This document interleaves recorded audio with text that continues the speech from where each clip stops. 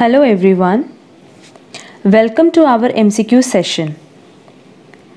हमारा first question है goods valued ₹3600 lost by fire. The insurance company admitted a claim for ₹2000. What amount will be shown in trading account? 1600, 2000, 3600 और no amount. इसका correct answer होगा सी 3600. Reason being हमसे question में पूछा है कि अगर हमारा किसी भी गुड्स का लॉस होता है, लॉस बाय फायर भी है, तो उस केस में हम कितना अमाउंट ट्रेडिंग अकाउंट में ट्रांसफ़र करेंगे. क्वेश्चन में हमसे पीएल या बैलेंस शीट नहीं पूछा है, सिर्फ ट्रेडिंग पूछा है और ट्रेडिंग में हम पूरा का पूरा अपना अबनॉर्मल लॉस शो करते हैं, दैट इज़ 3600. तो इसका करेक्ट आंसर होगा 3600. फॉर BHU BCom एंट्रेंस 2020 ये क्वेश्चन बहुत इंपॉर्टेंट है. रीज़न बीइंग कि ये 2017 के पेपर से ही क्वेश्चन कवर किया गया है. Next, the goodwill brought in by new partner is withdrawn by old partners in their new profit sharing ratio, old profit sharing ratio, capital ratio और equally. इसका correct answer होगा old profit sharing ratio. हमने इस पे पहले भी discussion किया है MCQ क्लास 1 पे, जहां हमने बताया था कि वैसे तो इसका करेक्ट आंसर होना चाहिए सैक्रिफाइसिंग रेशियो, बट अगर क्वेश्चन में सैक्रिफाइसिंग नहीं रेशियो नहीं दिया है तो मोस्ट एप्रोप्रिएट क्या होगा फिर, ओल्ड प्रॉफिट शेयरिंग रेशियो. ये क्वेश्चन 2019 में भी कवर किया था एग्जाम में एंड 2017 में भी आपके BHU BCom एंट्रेंस में कवर कर चुका है. तो ये क्वेश्चन हमारा मोस्ट इंपॉर्टेंट क्वेश्चन है फॉर 2020. Next, in which of the following would an adjusting entry for depreciation be made? Cash book, journal proper, sales book और परचेज बुक. इसका करेक्ट आंसर होगा जर्नल प्रॉपर. रीज़न बीइंग हमसे question में पूछा है कि हम डेप्रिसिएशन की एडजस्टिंग एंट्री कहाँ करेंगे, और डेप्रिसिएशन अपने में एक नॉन कैश एक्सपेंस है, तो बट ऑब्वियस इसका कैश बुक में एंट्री नहीं हो सकता. Sales book and purchase book में हम जो भी एंट्री करते हैं वो होती है related to goods and credit पे जो आपने गुड्स खरीदा या बेचा है उसकी बात करते हैं. तो डेप्रिसिएशन कोई गुड्स नहीं है, एक्सपेंस है, और कैसा एक्सपेंस है, नॉन कैश एक्सपेंस. तो इसकी एंट्री हम पास करते हैं जर्नल प्रॉपर में. Next, receipts and payment account is real account, personal account, nominal account और नन ऑफ दीज. इसका करेक्ट आंसर होगा रियल अकाउंट. रीजन बीइंग कि रिसीट एंड पेमेंट अकाउंट जो हम नॉन प्रॉफिट ऑर्गेनाइजेशन में बनाते हैं, इसमें हम सिर्फ वो ट्रांजैक्शन डालते हैं जो कि कैश से रिलेटेड होता है और बैंक से रिलेटेड होता है. मतलब जब पैसा आता है और पैसा जाता है तो उसको हम लोग रिसीट एंड पेमेंट अकाउंट में डालते हैं. And cash and bank both हमारा रियल अकाउंट है. इसका करेक्ट आंसर होगा रियल अकाउंट. ये क्वेश्चन 2017 एंट्रेंस पेपर में कवर कर चुका है एंड ये क्वेश्चन भी हमारे लिए बहुत इंपॉर्टेंट क्वेश्चन है. Next, A, B, C are partners sharing profits and losses in the ratio of 2:2:1. C retires. The new profits and losses sharing ratio between A and B will be 1:1, 2:1, 3:2, 5:3. इसका correct answer होगा A 1:1. Reason being अगर C retire कर रहा है तो 2:2:1 में 1 cut गया, बचा सिर्फ 2:2 का रेशियो, दैट इज A और B का, जिसको हम लोग 1:1 भी बोल सकते हैं. तो इसका करेक्ट आंसर होगा A 1:1.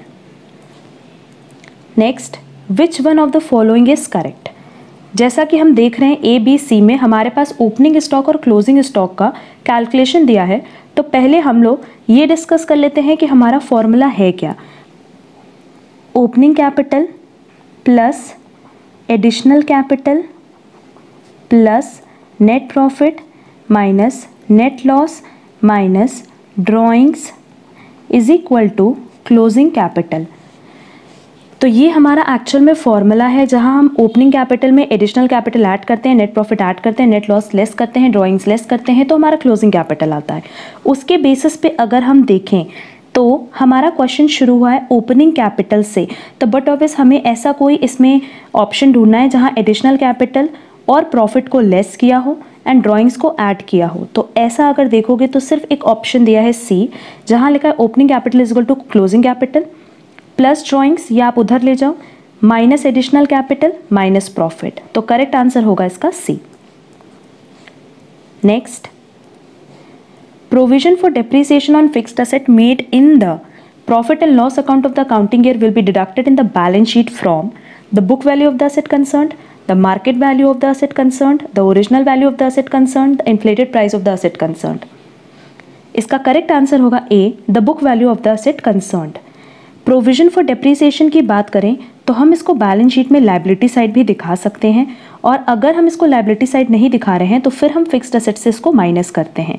एंड क्योंकि हमने प्रोविजन बनाया है डेप्रिसिएशन का, इसका मतलब अब तक का जितना भी डेप्रिसिएशन होगा, लास्ट जितने भी ईयर में डेप्रिसिएशन चार्ज किया गया होगा, उसको हम एक्यूमुलेट करके इकट्ठा करके प्रोविजन फॉर डेप्रिसिएशन में डाल दिए हैं।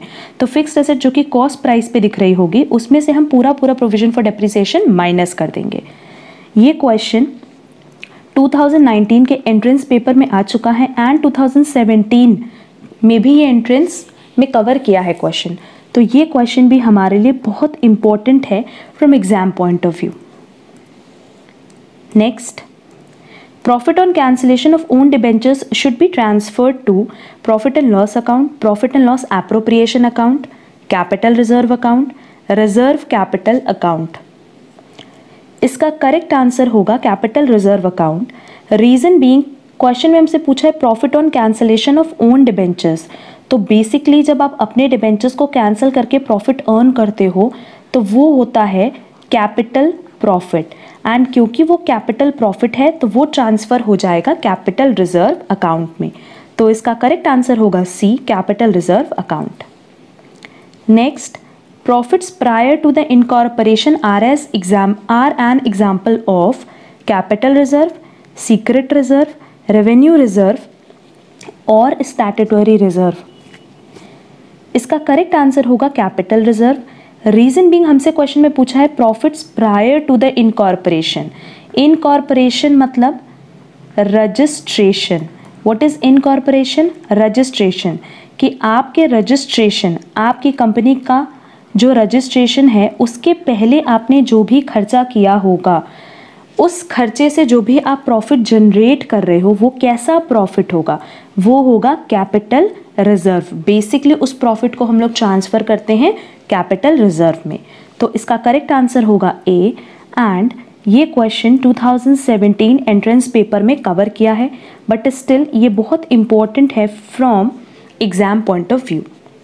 Next, premium received on issue of shares can be used for payment of dividend, writing on preliminary expenses, payment of director fee और रिडम्पशन ऑफ डिबेंचर्स। इसका करेक्ट आंसर है b, writing on preliminary expenses. Reason being, हमसे question में पूछा है कि जो हमने प्रीमियम रिसीव्ड किया है on issue of share issue करते टाइम अगर वो शेयर 10 रुपये का था और आपने उसको इशू किया है 11 पे, तो यहाँ पे आपको 1 रुपये का प्रॉफिट हो रहा है। तो इस प्रॉफिट को आप कहाँ यूज़ कर सकते हो? ऐसे प्रॉफिट को हम डिविडेंड डिस्ट्रीब्यूशन के लिए यूज़ नहीं कर सकते, डायरेक्टर फीस जो कि हमारा एक खर्चा है उसके पेमेंट के लिए भी यूज़ नहीं कर सकते, and redemption of debentures again जो हमारा एक एक्सपेंस है उसके लिए यूज़ नहीं कर सकते। बट जो हमारे ऑलरेडी खर्चे थे, प्रिलिमिनरी एक्सपेंसेस मतलब वो एक्सपेंसेस जो कि कंपनी के फॉर्मेशन में लगे हैं, तो उन एक्सपेंसेस को आप राइट ऑफ कर सकते हो अपने इस प्रॉफिट से। तो इसका करेक्ट आंसर होगा B, writing on preliminary expenses. Next, the credit purchases of fixed assets are recorded in purchases book, cash book, journal proper और sales return book। इसका करेक्ट आंसर होगा सी, जर्नल प्रॉपर। रीजन बीइंग, हमसे question में पूछा है credit purchase, वो भी fixed asset का। परचेज बुक में हम लोग क्रेडिट ट्रांजैक्शन रिकॉर्ड करते हैं, बट क्या? Credit goods. जो हम गुड्स परचेज करते हैं, क्या परचेज करते हैं? गुड्स, वो भी उधार पे हम वो रिकॉर्ड करते हैं। कैश बुक में सारे कैश ट्रांजैक्शन रिकॉर्ड होंगे एंड सेल्स रिटर्न बुक में सेल्स से रिलेटेड ट्रांजैक्शन रिकॉर्ड होंगे। तो यहाँ हमने उधार पे परचेज किया फिक्स्ड एसेट, अगर कैश पे परचेज किया होता तो कैश बुक में जाता, क्रेडिट पे परचेज किया है तो जर्नल प्रॉपर का पार्ट बनेगा। तो इसका करेक्ट आंसर होगा सी, एंड ये क्वेश्चन भी 2019 as well as 2017 entrance paper में कवर कर चुका है, तो एग्जाम पॉइंट ऑफ व्यू से ये बहुत इंपॉर्टेंट है। Next, the statement of affairs is prepared under single entry system to ascertain the capital on any date, to ascertain total value of various assets, to ascertain the amount of various liabilities, to ascertain the financial position of the balance sheet. इसका correct answer होगा a, to ascertain the capital on any date. Reason being जब हम बात करें statement of affairs की तो ये kind of balance sheet होता है, बट ये एक्चुअल बैलेंस शीट नहीं होता. हम स्टेटमेंट ऑफ अफेयर्स बनाते हैं सिर्फ इसलिए सो दैट हम कैपिटल के फिगर को फाइंड आउट कर सकें, आइदर ओपनिंग कैपिटल और क्लोजिंग कैपिटल. तो हमारा बी और सी का ऑप्शन तो वैसे भी डिलीट हो गया एंड बचा to ascertain the financial position of the business. ये हमें बैलेंस शीट के थ्रू पता चलता है. तो हम स्टेटमेंट ऑफ अफेयर्स बनाते हैं only to ascertain the capital on any date. तो इसका करेक्ट आंसर होगा a, to ascertain the capital on any date. Next, in case of a firm's dissolution, the balance of realization account is transferred to partners' capital accounts in capital ratio, equally in profit sharing ratio or in partners' loan ratio. इसका correct answer होगा इन profit sharing ratio, क्योंकि अगर firm का dissolution हो रहा है and realisation account का आपको बैलेंस ट्रांसफर करना है तो बट ऑब्वियस आप सारे पार्टनर्स पे प्रॉफिट शेयरिंग रेशियो में ही डिस्ट्रीब्यूट करोगे. तो इसका करेक्ट आंसर होगा c, in profit sharing ratio. Next, by forfeiture of shares is meant cancellation of shares, seizure of shares, imposition of fine for late payment, underwriting of shares. इसका correct answer होगा seizure of shares. Reason being हमसे question में पूछा है forfeiture of shares. Forfeit करना मतलब आपसे late payment होने की वजह से आपके शेयर्स को छीन लेना. सीजर और फोरफीचर का सेम मतलब होता है कि क्योंकि आपने लेट पेमेंट किया इसलिए आपसे शेयर्स छीन लिए जाते हैं. तो इसका करेक्ट आंसर होगा बी, सीजर ऑफ शेयर्स.